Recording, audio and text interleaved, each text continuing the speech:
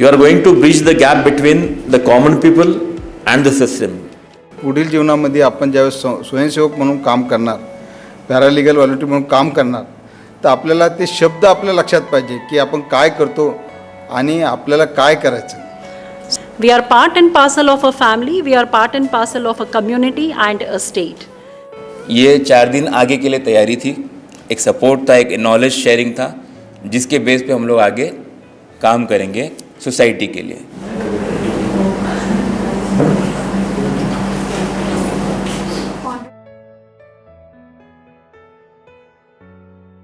Good morning, dear student participants.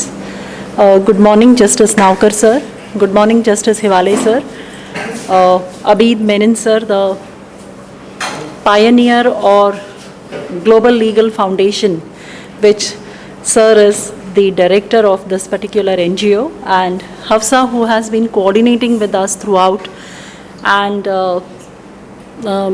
we don't meet often, but we do have interactions where we want to work together and we want to execute certain things. And definitely I believe this training, it will assist you not only communicating with the society, but also knowing your rights and executing the same. So understanding what rights are, what our responsibilities are, and how do we execute in the society, this is our responsibility, our duty being the citizen of this country.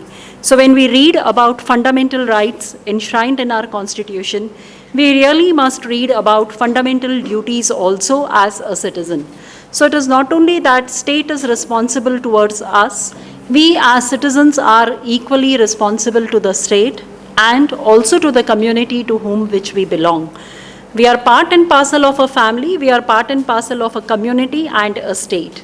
So many times we hold the state responsible, okay, legally, morally, liability, we say the state is responsible, the state is liable, but how much I have been responsible as a citizen, how much I have taken care, or what is my responsibility. So this also needs to be discussed. During the training, number of sessions would have been taken by various experts telling you on number of things as rights which belong to you, or how should you go to the police station, how should you file an FIR, or what is there in the court and how the court functions right from filing of the petition, okay, or right from filing or registering of your writ into the court.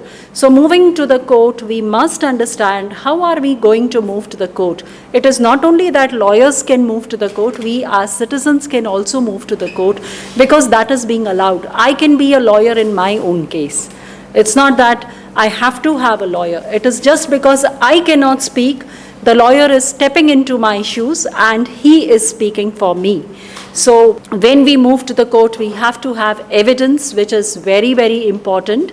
So the writing or collecting of evidence, producing, documenting, this all becomes very, very important.